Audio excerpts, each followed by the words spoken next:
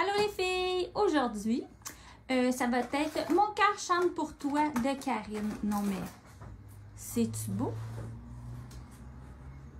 Venez ici. On s'en va rejoindre Karine à l'instant. Allô! Salut les filles! Ben aujourd'hui, on va peindre une grenouille ensemble. Petite grenouille, mon cœur chante pour toi. C'est tellement romantique. Oh, c'est beau, c'est beau, c'est beau. Oui, c'est ça. Ben j'ai déjà pris un petit peu d'avance. Hein? J'ai fait des couches de base. La seule chose qu'il faut garder en tête, c'est que tout est frais. C'est frais, il n'y a rien de sèche. OK. C'est voulu. Parce que les ombres, les lumières, il faut les mettre pendant que notre couleur est fraîche. Parfait. Okay. Évidemment, vous, à la maison, vous devriez avoir mis le vert. Pendant qu'il est frais, là, on va mettre les ombres, les lumières. Après ça, je vais aller faire la section du blanc. Okay. Ben, sinon, ça aurait eu le temps de sécher. Okay. C'est juste que j'ai un petit peu d'expérience, donc je pouvais me permettre de prendre l'avance pour pouvoir vous le montrer. Fait que, ben, j'ai mis mon mélange de vert. J'ai mis évidemment mon médium éclaircissant, mon vert. Puis là, ben, j'y vais, je vais venir mettre des ombrages. Les ombres dans ce projet-là sont faites avec l'ultramarine bleu. Un beau bleu foncé. Super intéressant. Au lieu de travailler avec du noir, c'est moins sombre. Mais ça va nous faire des belles ombrages quand même. OK. Je vais juste enlever un petit peu l'excédent. Fait qu'on a un petit ombrage ici. Puis vous allez voir, c'est tellement plus facile de mettre les ombres sur notre surface pendant que notre couleur est fraîche, que notre vert, notre couche de base. Comme ça, ça se fond bien. C'est facile d'obtenir des beaux dégradés. C'est magnifique. Vraiment, on brosse notre surface. Du bleu, c'est beau. Oui, ça va faire comme un... Ça va nous donner un vert foncé. Mais qui va être beau. On a un petit ombrage là, on continue. Évidemment, on travaille tout le temps avec les pinceaux Lunar. Ici, on va en avoir aussi.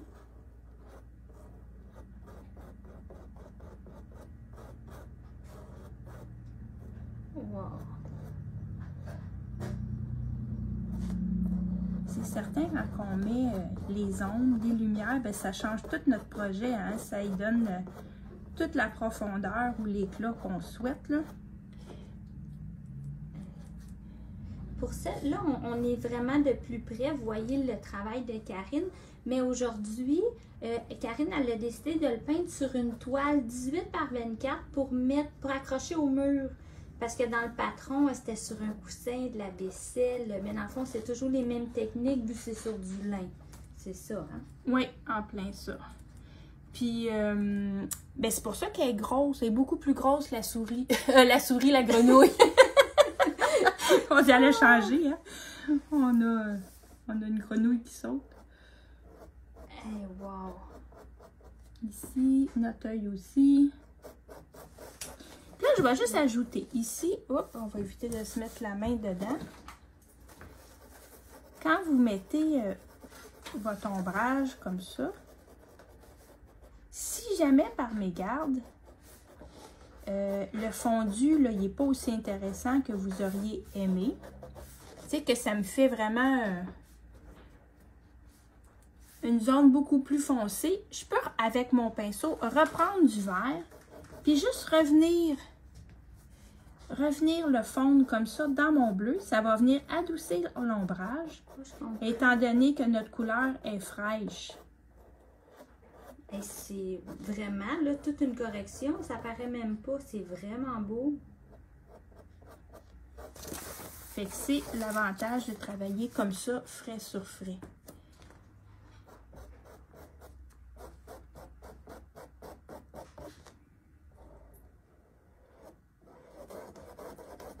De toute façon, vous ne prenez pas de notes hein, pour toutes les couleurs, toutes les choses. C'est très, très bien expliqué dans le...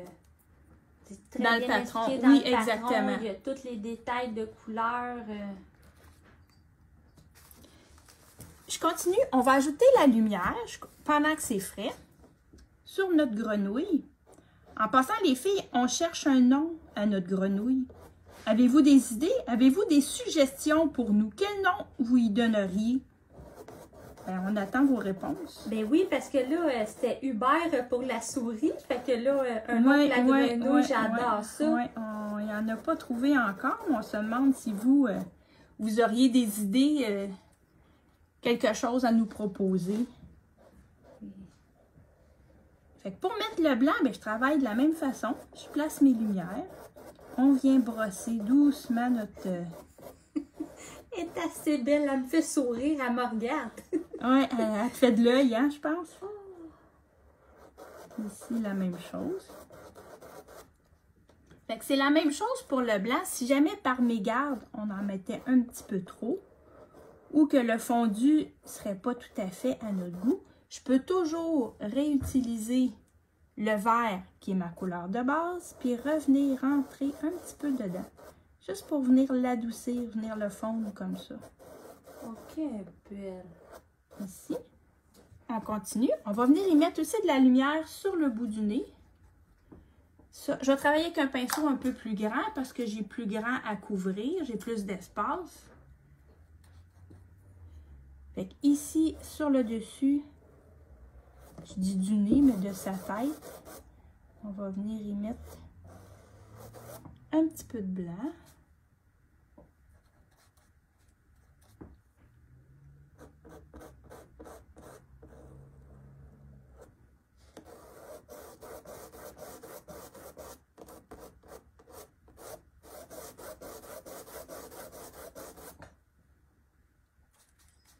Ça.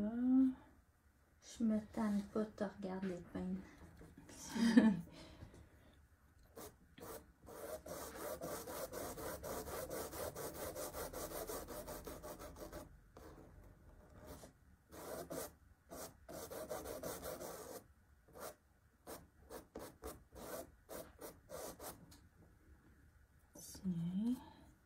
Puis les petites taches qu'elle a sur le bout du nez, sur les jambes, on va venir les appliquer après. On va venir les faire, je vais vous le montrer. Tiens, ici. Fait que déjà, elle commence à prendre forme. J'utiliserai le petit rond 0. OK. Qui est juste la bonne grosseur. Ce qu'on va faire, on va prendre notre bleu ultramarine qu'on va mélanger avec du médium. On veut faire quand même au moins moitié-moitié parce qu'on veut un mélange assez liquide.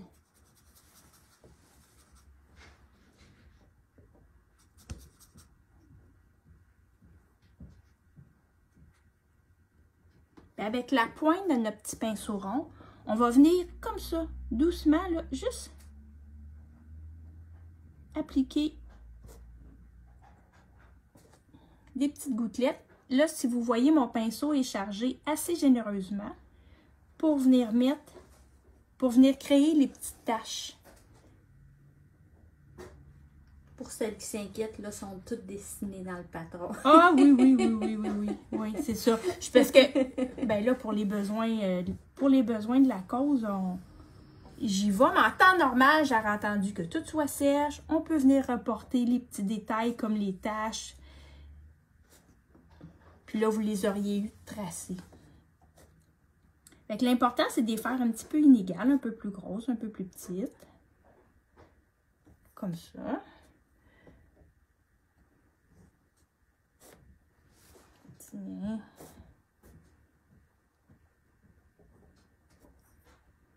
Pour celles qui les attendaient, là, les petits supports à pinceau, comme Karine l'utilise, là, sont rentrés. Ça a été long à cause... Ça a été long, là, mais là, ils sont arrivés. Pour de bon. Ouais, c'est notre patience à tout le monde. Tiens. OK. Fait qu'on aurait déjà des belles taches demi. Fait qu'il y en a des plus grosses, des plus petites.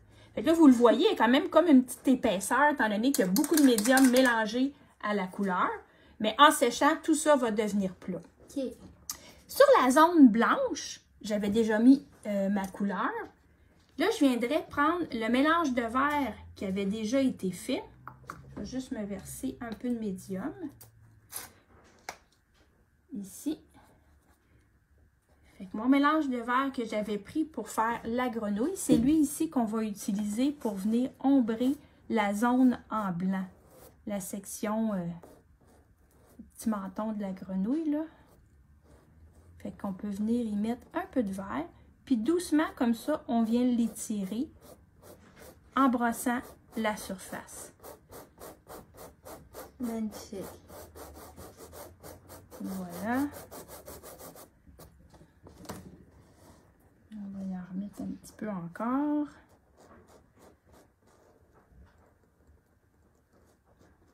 Ça. Ah, j'ai tellement hâte de voir les noms que les gens vont nous suggérer. Oui, hein? Eh oui! Oui, une petite...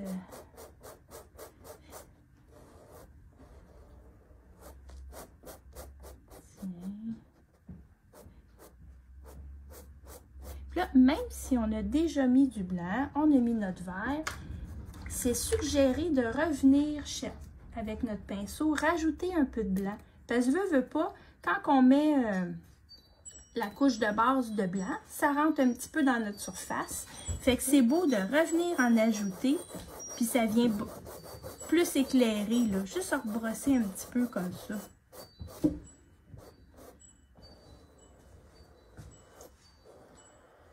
OK, bitch. Puis ça va revenir se fondre dans le verre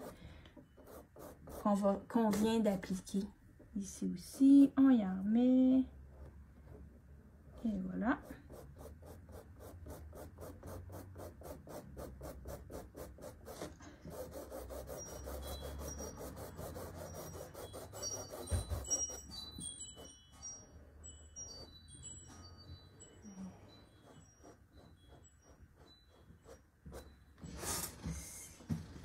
Magnifique. Oui, ça s'en vient bien. Pour faire les yeux de la grenouille, on va travailler de la même façon. Je vais travailler avec un pinceau pas trop gros. Ici. Avec la couleur taupe, on va venir à la base ici, là, pour les deux yeux, dans la section blanche. Oui. En bas, on va venir... Oups, j'ai mis un peu de bleu. On va venir ombrer avec du taupe. C'est bon. Fait que je vais travailler avec le pinceau 1,8, un peu plus petit. Un peu de taupe. Puis on vient juste ici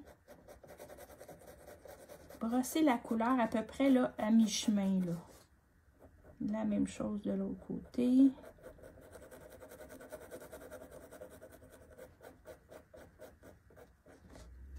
La même chose avec l'autre œil.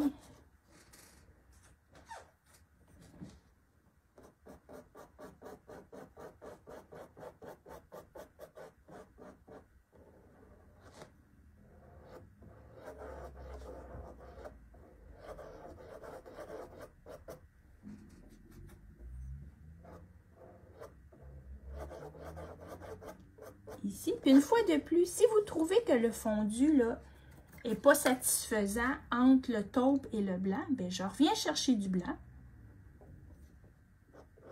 Puis je rentre mon blanc à l'opposé, juste pour venir chercher le fondu entre le taupe puis notre ombrage qu'on venait de mettre. Fait que ça fait encore plus beau, puis ça vous fait un fondu qui est beaucoup plus intéressant à regarder, là. Fait que là, dans le fond, ton taupe, il n'est pas encore sèche il est pas encore séché quand tu fais ça. Exactement. Il va toujours frais sur frais. OK. Plus facile. Voilà. Ça. Dans la section qui est cannelle, je viendrai y mettre, on va y mettre une belle lumière jaune. Fait qu'avec la couleur bouton d'or, on va venir y chercher.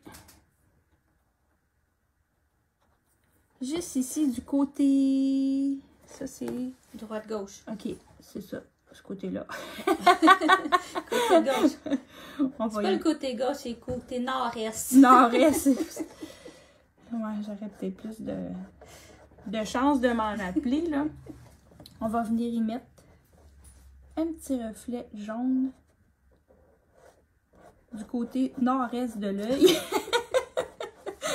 Là, je pense que ça va être mêlant pour vrai, là.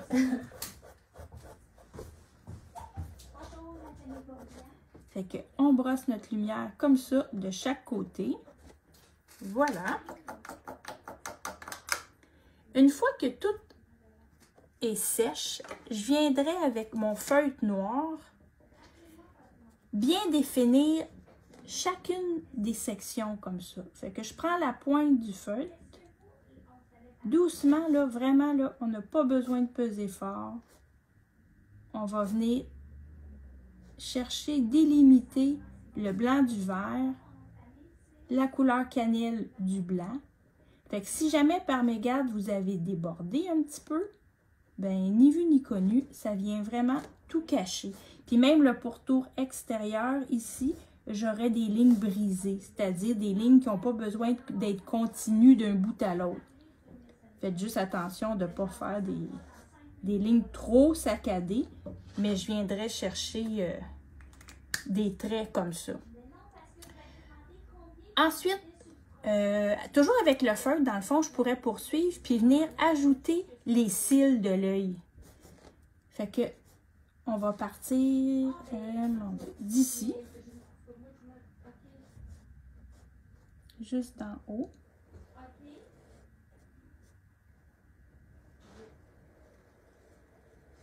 Puis on vient y ajouter 3 cils de longueur un petit peu variés, mais évidemment, sont sur votre dessin, fait que prenez juste bien soin de suivre les lignes qui vous sont présentées, là.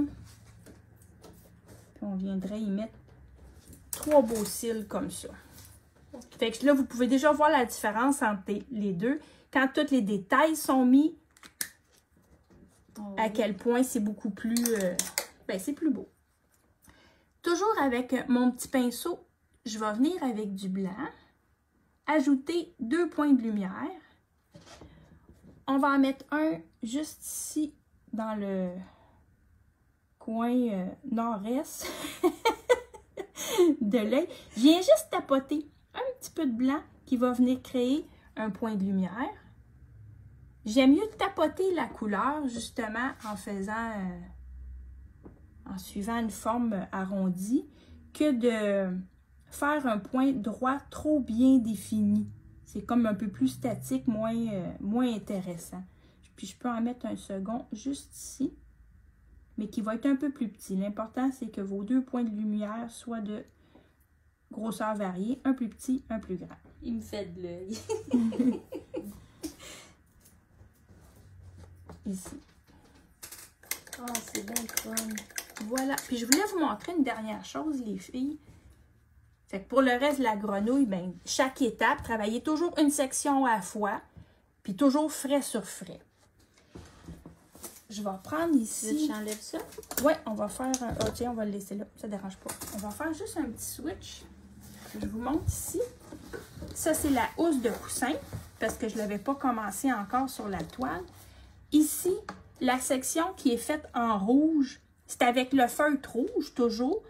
C'est facile, ça s'utilise bien. On vient tout mettre le cœur en rouge. Ensuite, avec le médium, c'est le médium pailleté rubis. C'est un médium qui est rouge, qui a de la paillette à l'intérieur. Comme ça, petit pinceau rond. Je viens généreusement, c'est-à-dire que je charge mon pinceau, là, j'en mets quand même une bonne gouttelette, puis je vais venir